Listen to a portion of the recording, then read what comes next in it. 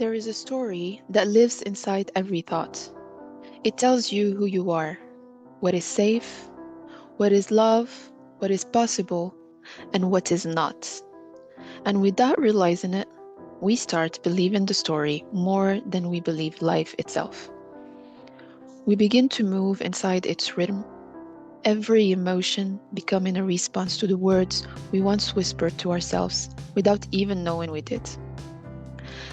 But every story has an author, and every author can begin again. You see, the mind doesn't speak in truth, it speaks in narratives.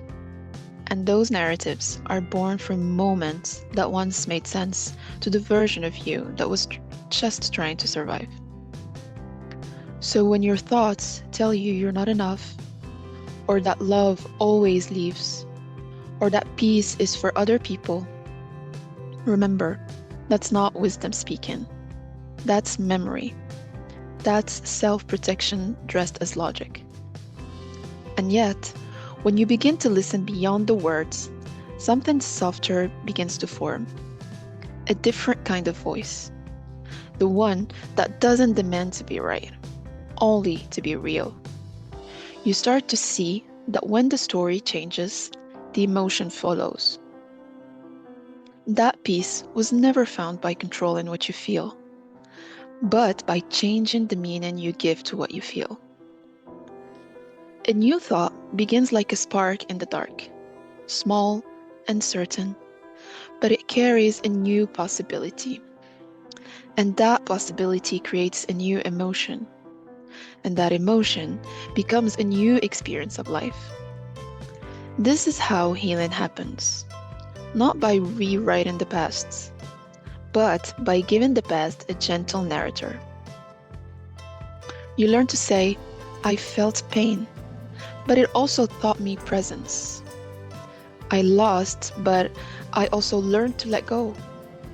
I broke, but I also became real. Because when meaning finds its voice, you stop running from your own story. You sit beside it, and you begin to listen, not to the fear that once wrote it, but to the wisdom that's rewriting it now. And maybe that's what healing really is. Not changing who you were, but learning how to tell your story from a place that finally loves you back. Brianna said it so beautifully in her book. If you would like to change your life, you must first change the way you think about your life. Thoughts are not just thoughts, they are bridges and doors and entryways and foundations. They magnetize and repel. They can build a house and tear it down. They can energize momentum or keep you idling within your own little world forever. Thoughts are investments and they are decisions.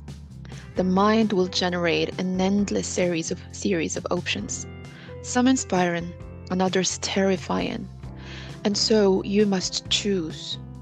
You must choose what you will return to, what you will believe in, what you will place weight on.